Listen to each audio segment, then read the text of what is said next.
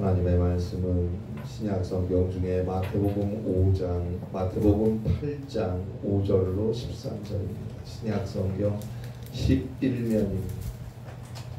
신약 성경 11페이지입니다. 마태복음 8장 5절로 13절입니다. 신약 성경 11페이지입니다. 마태복음 8장 5절로 13절 말씀 우리 함께 한 목소리로 공독하겠습니다. 마태복음 8장 5절로 13절입니다. 우리 함께 한 목소리로 공독합니다. 예수께서 가버나움에 들어가시니 한 백부장이 나와 간구하여 이르되 주여 내 하인이 중풍병으로 집에 누워 몹시 괴로워하나이다. 이르시되 내가 가서 고쳐주리라. 백부장이 대답하여 이르되 주여 내 집에 들어오심을 나는 감당하지 못하겠사오니 다만 말씀으로만 하옵소서. 그러면 내 하인이 낫겠사옵나이다. 나도 나무의 수하에 있는 사람이요 내 아래에도 군사가 있으니 이더러 가라 하면 가고 저더러 오라 하면 오고 내 종더러 이것을 하라 하면 하나이다. 예수께서 들으시고 놀랍게 여겨 따르는 자들에게 이르시되 내가 진실로 너희에게 이르노니 이스라엘 중 아무에게서도 이만한 믿음을 보지 못하였노라. 또 너희에게 이르노니 동서로부터 많은 사람이 이르러 아브라함과 이삭과 야곱과 함께 천국에 앉으려니와 그 나라의 본 자손들은 바깥 어두운 데 쫓겨나 거기서 울며 이를 갈게 되리라. 예수께서 백부장에게 이르시되 가라 내 믿은 대로 될지어다 하시니 그 즉시 하인이 나으니라. 아멘. 연탄길 시리즈로 우리에게 잘 알려진 작가 이철한 씨가 있습니다. 그는 행복은 의식적으로 선택하는 것이라고 말했습니다. 행복은 의식적으로 선택하는 것이다. 결국 행복은 나의 생각에 달려있다는 의미입니다. 그는 위로라는 책에서 소통은 다른 사람과의 생각의 차이를 인정하는 것에서부터 시작한다라고 말했습니다. 우리가 누군가와 진정한 커뮤니케이션, 소통이라는 것을 하고 싶으면 먼저 그 사람의 생각을 인정해 주어야 한다는 말이고, 이것은 다른 말로 하면 누군가와 진정한 사랑이라는 걸 하고 싶으면 그 사람의 생각, 그 사람과 내 생각의 차이, 그 사람의 마음을 이해해 주고 인정해 주어야 한다는 뜻이 아닐까 생각해 봅니다. 사랑은 소통이니까. 사랑이 소통이 될 때 비로소 사랑이 능력이 되는 것입니다. 사랑하면 들어주고 사랑하면 듣고 싶고 사랑하면 함께하고 싶은 것이니까요. 그렇게 사랑하고 소통하며 삶을 살아가는 자가 결국 행복이라는 걸 선택할 수 있다고 작가는 우리에게 말해주고 있습니다. 사랑과 소통을 의식적으로 선택하며 사는 자가 행복한 사람이라고 말하는 것입니다. 오래전 네이처지에 실린 짧은 기고문에 보니까 사람의 뇌는 상상하는 것만으로 똑같은 상황에 처한 것 같이 활동한다라고 말하더라고요. 우리의 뇌라는 게 우리가 상상하는 것만으로 똑같은 상황에 처한 것처럼 활동한다. 여러분은 무엇을 상상하십니까? 무엇을 생각하며 살고 있습니까? 소중한 사람들과 소통하는 생각, 소중한 사람들과 사랑하며 사는 생각, 똑같은 일 안에서도 앞에서도 감사하는 생각, 모든 일들을 긍정적으로 생각할 수 있을 때 그는 자연스럽게 행복이라는 것을 선택하는 것이 아닐까. 상상하는 것만으로도 똑같은 상황에 처한 것처럼 활동하니까 그런 생각을 해봅니다. 무엇을 얼마나 가지고 누리고 뭐 세상적으로 물리적으로 잘 되고 뭐 얼마나 건강하고 그것도 중요하겠죠. 그러나 결국 행복이라는 것은 그런 것들, 외부적인 요인들, 물리적인 환경에서 오는 것이 아니고 우리의 마음, 얼마나 사랑하려 하고 얼마나 감사하려 하고 얼마나 소통하려 하는가, 그 마음에 달린 것이라는 걸 우리는 알아야 합니다. 특별히 우리 예수 믿고 구원받은 그리스도인들, 생각이 중생해야 합니다. 생각이 거듭나야 합니다. 그 마음이 중요하다라는 걸 우리는 알아야 합니다. 우리 예수 믿고 구원받은 그리스도인들, 히브리서 3장 1절 말씀대로 예수를 깊이 생각하며 살아야 합니다. 그리고 그 예수를 믿음으로 살아야 합니다. 예수를 사랑하고 또 사람을 사랑하고 예수님과 소통하고 또 사람과 소통하고. 왜요? 예수님이 죽기까지 사랑하신 사람들입니까? 예수님이 대신 죽으시고 소통하기 위해서 친인간이 되어 이 땅에 오신 정도의 사람들이니까 그런 삶을 살아야 합니다. 그의 삶 속에 주님의 은혜가 넘쳐날 것입니다. 오늘 성경에는 한 백부장이 등장합니다. 백부장은 로마 군인들 중에 가장 중추적 역할을 감당하는 지휘관이고 간부입니다. 당시 로마의 한 군단은 6,000명이었습니다. 이 한 군단은 100명의 군사로 이루어진 60개 부대로 나누어지는데, 그러니까 100명의 군사로 이루어진 60개 부대가 모이면 한 군단이 되는 거예요. 그런데 그 100명의 군사로 이루어진 부대의 장이, 지휘관이 바로 백부장이었습니다. 그래서 백부장이라고 하는 거예요. 젊고 유능하고 장래가 촉망받는 로마 군인 장교였어요. 당시 지금으로부터 2000년 전 세계는 로마가 지배했습니다. 세계의 3분의 1 이상 로마의 지배 아래 있었습니다. 거의 절반이 넘도록 로마의 지배 아래 있었다고 보는 학자들도 있습니다. 이 대로마 제국 시대의 팔레스틴 지방 역시 로마의 지배 아래 있었어요. 그런데 오늘 성경 9절이죠. 예수께서 가버나움에 들어가시니 한 백부장이 나와 간구하여. 보세요, 예수님은 유대인이에요. 목수 출신입니다. 그런데 대로마 제국의 백부장이 예수님 앞에 나와 간청한다는 건 쉬운 일이 아닙니다. 그러면 얼마나 급한 일이 있었으면 그리 했을까요? 얼마나 시급한 일이면 지휘고 체면이고 다 버리고 점령국가 군대의 지휘관이 점령당하는 지역의 목수 출신에게 나와서 무릎을 꿇었을까요? 아무리 각종 병을 고치시고 귀신을 쫓아내신다는 예수님에 대한 소문이 퍼져 있었던 시기라고 해도 이건 쉬운 일이 아니에요. 차라리 사람을 시켜서 그 예수란 사람 유능하다던데 한번 데리고 와라,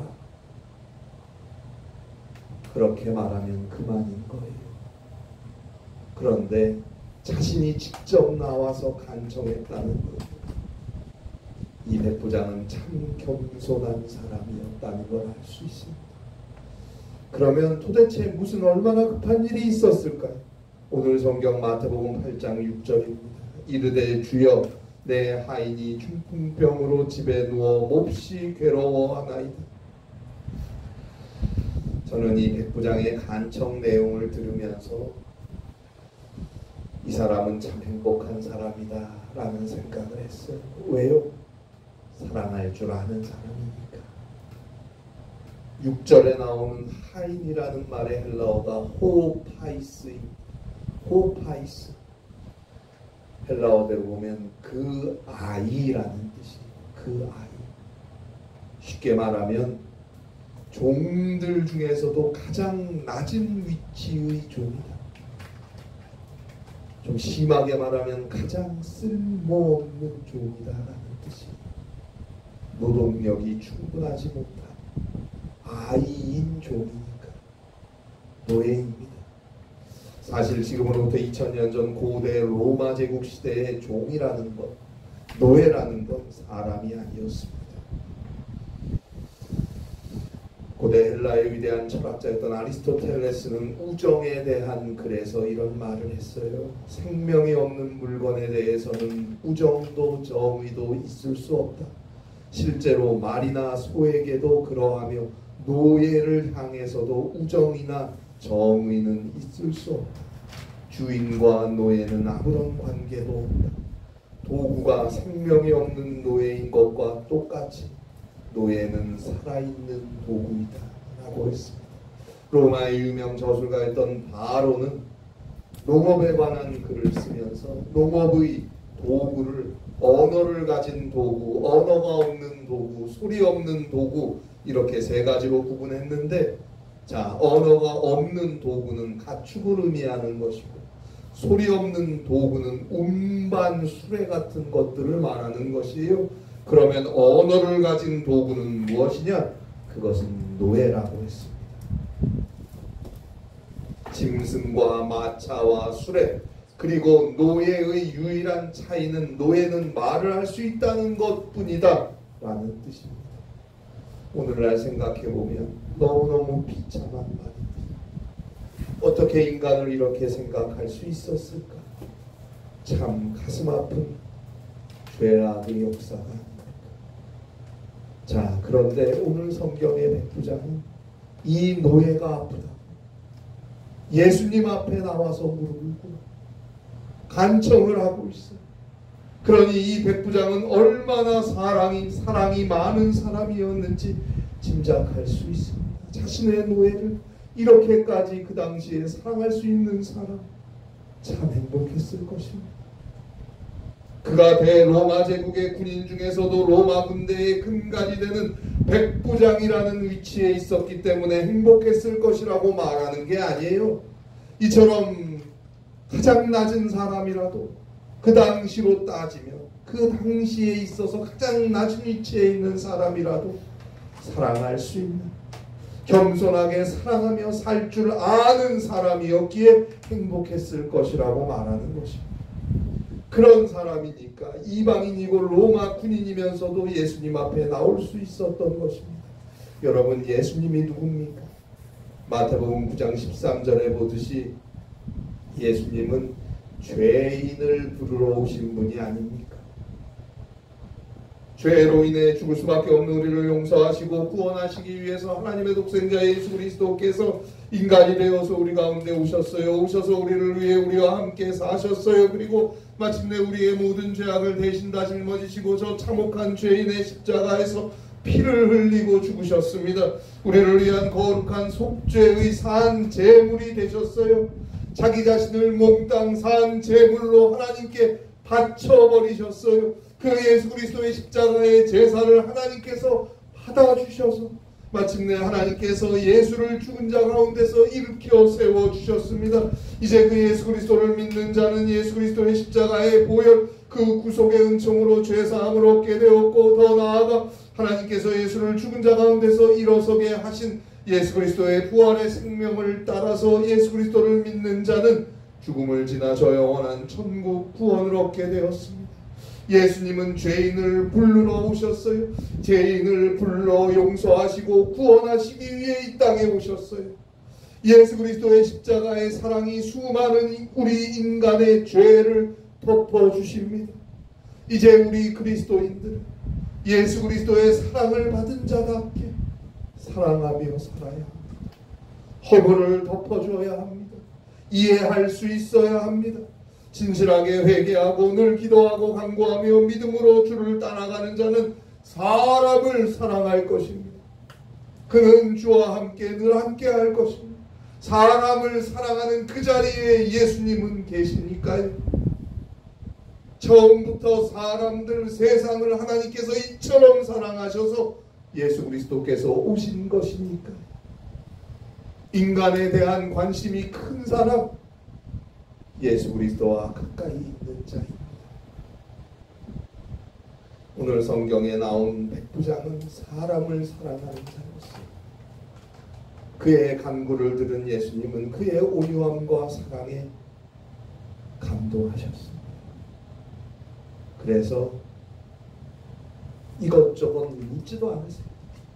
7절에 바로 말씀하죠. 이르시되 내가 가서 고쳐주리라. 내가 가서 고쳐주리라. 그런데 8절이죠. 백부장이 대답하여 이르되 주여 내 집에 들어오심을 나는 감당하지 못하겠사오니 다만 말씀으로만 하옵소서. 그러면 내 하인이 낫겠사옵나이다. 저는 군인입니다. 제 위에 상관도 있고 또 제 밑에 부하가 100명이나 있습니다. 그 부하들 시켜서 가서 이것을 전하라 하면 전할 것이고, 예수님의 시키시는 말씀을 따라서 이것을 하라 하면 언제든지 무엇이든 충분히 시킬 수 있으니까 여기서 말씀으로만 하세요. 그러면 내 하인이 나을 것입니다. 예수님께서 깜짝 놀라십니다. 아니 아무리 그래도 직접 환자를 만나서 뭐 안수도 좀 해주고 뭐 손잡고 붙잡고 좀 기도도 해주고 뭐 대면에서 만나야 무슨 역사가 있는 거 아닙니까? 그런데 이방인이었던 백부장은 아니 오지 마세요. 안 오셔도 됩니다. 여기서 그냥 말씀만 하시면 저기 내 집에 있는 종이 병이 나을 줄 믿습니다. 예수님께서 그 믿음에 감탄하셔서 이스라엘 자손 중에서도 이만한 믿음을 보지 못하였도다 칭찬하시고, 오늘 성경 마태복음 8장 13절입니다. 예수께서 백부장에게 이르시되 가라 너의 믿은 대로 될지어다 하시니 그 종이 그 즉시 하인이 나으니라. 보세요. 이 당시 유대인은 이방인의 집에 들어가면 안 된다고 율법에 정하고 있어요. 오늘날까지도 구약 성경과 함께 유대인들이 가장 사랑하는 그리고 소중하게 여기고 지키려고 애쓰는 유대율법서 미시나에 보면 이방인들의 거주지는 불결하니라 라고 단정적으로 규정하고 있습니다. 왜요? 그 집에 우상이 있고 우상의 장식이 있고 우상의 음식들이 있으니까. 유대인이면 절대 이방인의 집에 들어가면 안 된다. 더군다나 로마 군인 백부장의 집이면 황제의 초상화부터 시작해서 우상의 장식들이 그 안에 많았을 거예요. 그런데 예수님이 내가 가서 고쳐주겠다고 하십니다. 예수님은 그거 상관없다, 내가 가서 고쳐주겠다고 하는데 백부장이 유대인이었던 예수님의 입장을 생각해서 아니에요, 오시지 마세요, 말리는 거예요. 어찌 보면 예수님이 내가 가서 고쳐주겠다고 하신 말씀 속에 백부장의 믿음을 시험하고자 하는 의도가 있었을 수도 있어요. 그러나 백부장은 예수님을 사랑했습니다. 아니 유대인이신데 괜히 이방인의 집, 그것도 로마 군인 백부장의 집에 들어오셨다가 율법에 의해서 곤란한 일을 당하시면 안 됩니다. 생각합니다. 참 사랑이 많은 사람이에요. 저는 오늘 이 설교를 준비하면서 이미 잘 알고 있는 성경 본문이고 또 벌써 몇 차례 본문으로 설교했던 기억도 있는 것 같은데 이번에 설교를 준비하면서 이 백부장이 너무 부러웠어요. 그의 사회적 지위, 인정받는 계급, 보장된 미래가 부러운 게 아니고 이 백부장의 사랑할 수 있는 마음이 너무 부러웠어요.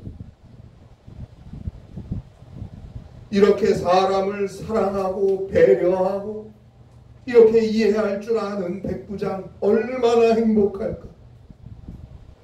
너무 부러웠고 목사인 제 자신이 부끄러웠어요. 어째서 나는 목사고 예수 믿는다고 하면서도 사람을 이와 같이 사랑하지 못할까. 그래서 행복하지 못한 순간이 얼마나 많은가 생각해 보았습니다. 예수님에 대한 사랑도 이 백부장보다 결코 낫지 않음을 깨닫고 고개를 숙이게 됩니다. 여러분, 사랑하며 사세요. 행복은 그에게 있는 것입니다. 이 백부장은 이방인이고 예수님 앞에 처음 나오면서도 이 예수님에 대해서 생각을 하는 거예요. 물어보고 또 듣고 예수님은 유대인이고 그 생각을 하고 예수님 앞에 나와서 예수님을 사랑해서 예수님이 오시겠다는 데 말리면서 감히 죄인이고 우상숭배로 가득한 내 집에 예수님이 오시다니 8절이죠. 나는 감당하지 못하겠사오니 그러면서 다만 말씀으로만 하옵소서. 그러면 내 하인이 낫겠사옵나이다. 믿음의 고백을 하고 있습니다. 오늘 우리는 우리 앞에 주어져 있는 하나님의 말씀 성경을 얼마나 믿고 아멘으로 순종하며 살고 있습니다. 주의 말씀이 우리 앞에 주어져 있습니다. 얼마나 믿고 아멘으로 순종하며 살고 있습니까?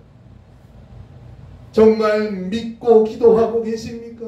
정말 기도하고 믿음으로 주의 말씀을 따라 움직이고 살고 계십니까? 말씀으로만 하세요. 말씀으로 이미 우리에게 주어져 있습니다.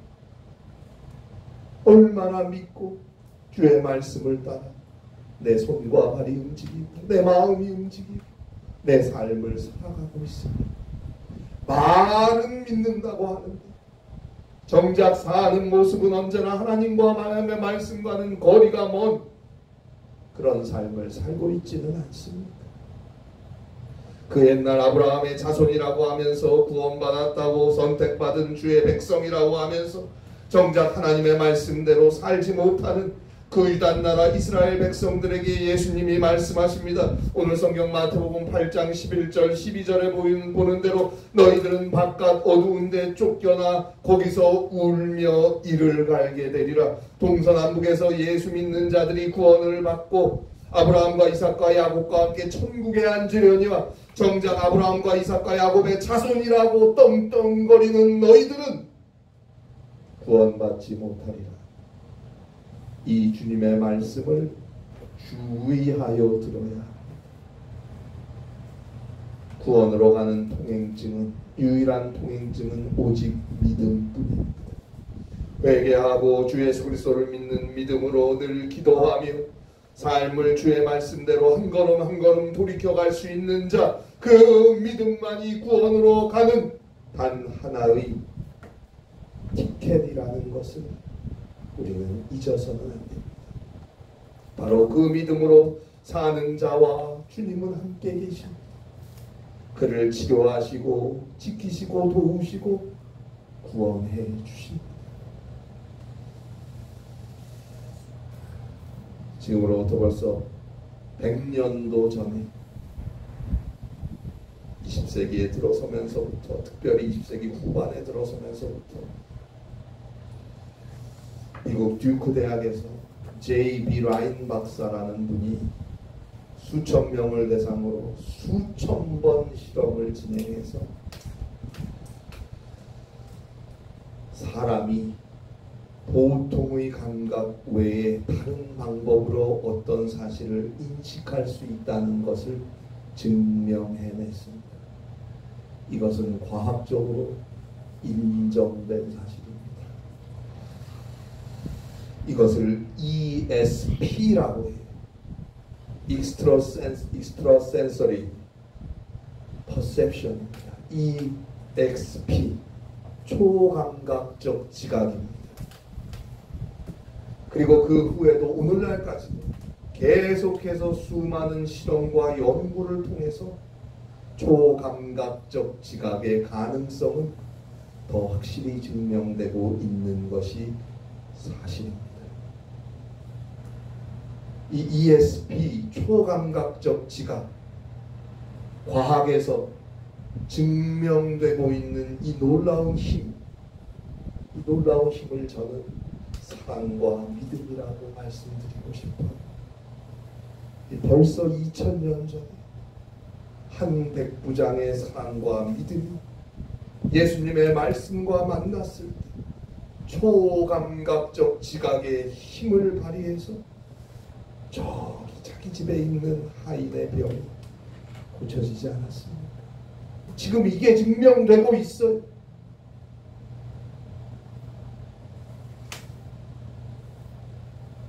미국의 심리학자였던 조지 워싱턴 카버는 무엇이든 끝까지 사랑하면 자신의 비밀을 드러낼 것이다 말했습니다. 식물을 한평생 연구한 사람, 식물도 꽃도 자연도 어떤 것도 끝까지 사랑하면 자기만의 비밀을 알려줄 것입니다. 여러분, 먼저 하나님은 예수님을 사랑하세요. 그리고 예수님이 이처럼 사랑하신 사람을 사랑하세요. 끝까지 사랑하세요. 거기에 능력이 있습니다. 믿고 사랑하고 믿으며 기도하세요. 거기에 하나님의 역사와 그리스도의 치유와 성령의 구원하시는 능력이 함께하는 것입니다. 행복은 그의 것입니다. 기도하시겠습니다. 하나님 아버지, 죽기까지 사랑하셔서 구원받고 주의 딸이요 주의 아들로 산다고 하면서도 우리는 사랑할 줄 모릅니다. 배려할 줄도 모르고 나만 봐달라, 내 처지만 내 생각을 살 때가 많습니다. 주님은 인간을 사랑하셔서 죄인인 인간을 죽음에서 구원하시고 용서하시기 위해서 하나님이 인간이 되어 이 땅에 오시기까지 하시고 대신 십자가에 죽기까지 하셨고, 우리는 좀처럼 사랑할 줄 모르는 삶을 살고 있습니다. 우리의 부족함을 회개하오니 불쌍히 여겨 주시옵소서. 주를 믿는 자답게 사랑하며 기도하며 온전한 믿음 가운데 살아가게 하셔서 주님이 허락하시는 치유와 함께 하시는 구원의 능력과 행복한 삶을 살아갈 수 있는 우리 모두가 되게 하여 주시옵소서. 말씀대로 삶 속에서 이루어지는 믿음의 능력이 함께하는 귀하고 복된 삶을 살아갈 수 있도록 은혜를 허락하여 주시옵소서. 예수님의 이름으로 기도하옵나이다. 아멘.